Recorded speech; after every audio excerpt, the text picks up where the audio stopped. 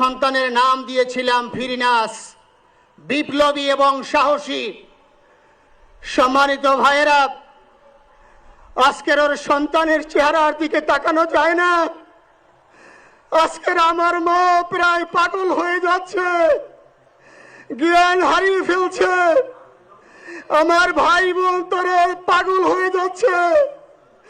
আমার 6 ভাই বোনের মধ্যে সবচেয়ে ছোট ছিল শরীফ উসমান হাদি। আজকের তার লাশ আমার কাঁধে বহন করতে হচ্ছে। আজকের আপনাদের কাছে আমার কোনো দাবি নাই, শুধু একটি দাবি। 7 থেকে 8 দিন হয়ে গেল দিবালোকে প্রকাশ্যে রাজধানী ঢাকায় জুমার নামাজের পরে খুনি প্রকাশ্যে গুলি করে যদি পার পেয়ে যায়, এর চেয়ে লজ্জার আমাদের আর কিছু নাই। যদি বর্ডার পাস হয়ে যায়, 5 থেকে 7 ঘন্টা সময় তারা কেমন করে গেল, এই প্রশ্ন জাতির কাছে রেখে গেলাম। আমার কোনো চাওয়া পাওয়া নাই। আমার ভাই উসমান হাদি শহীদ হয়েছে, ওর শহীদি তামান্না ছিল। আপনারা ওর বক্তব্য শুনেছেন, আপনারা শহীদ উসমান হাদির টকশো শুনেছেন। ও সব সময় শহীদি তামান্না করত। হয়তো আল্লাহ তাআলা ওর শহীদি সেই মত নসিব করে দিয়েছেন। কিন্তু আপনাদের কাছে আমি এই ঋণ কোনদিন আমি ছাড়ব না। আমার ভাই শরীফ উসমান হাদির বিচার যেন প্রকাশ্যে এই বাংলার জমিনে আমরা দেখতে পারি। ভাইরা আমার, 7-8 দিন হলো, এখনো পর্যন্ত আমরা কিছুই করতে পারলাম না। এই দুঃখে কলিজা ছিঁড়ে যাচ্ছে। আমরা ওসমান হাদির জন্য দোয়া করি, আমরা ওর সন্তান ওর স্ত্রীর জন্য দোয়া করি।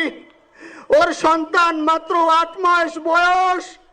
গতকালকে যখন ওর কাছে নিয়ে আসছে, সবাই বাবাকে দেখাবে ওসমান হাদিকে। আমি বললাম কি লাভ হবে, ও তো কোনোদিন ওর বাবার চেহারা কথা বলতে পারবে না। ওর ছেলে আর কোনোদিন জানবে না যে আমার বাবা কেমন ছিল। ভাইরা আমার, ওসমান হাদি আর ফিরে আসবে না। ওসমান, তুমি দেখে যাও, লক্ষ লক্ষ জনতা, তাওহীদি জনতা তোমার জন্য পাগল। ওসমান, তুমি মরো নাই, তুমি আমাদেরকে পাগল বানাই দিয়ে গেছো। আল্লাহর কাছে আমরা সবাই দোয়া করি, আল্লাহ যেন আমার ভাই শহীদ শরীফ উসমান হাদিকে জান্নাতুল ফিরদাউসের মেহমান হিসেবে কবুল করেন।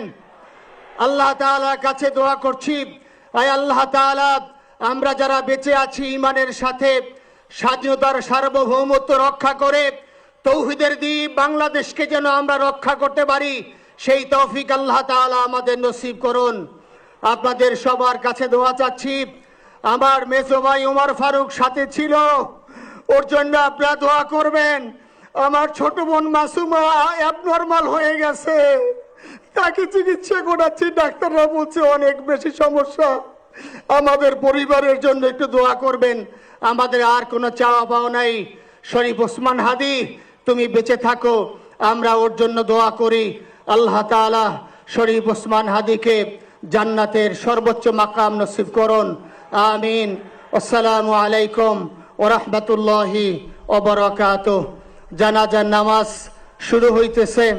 4 তাকবীরের ফরজে কিফায়া জানাজার নামাজ আমরা আদায় করব।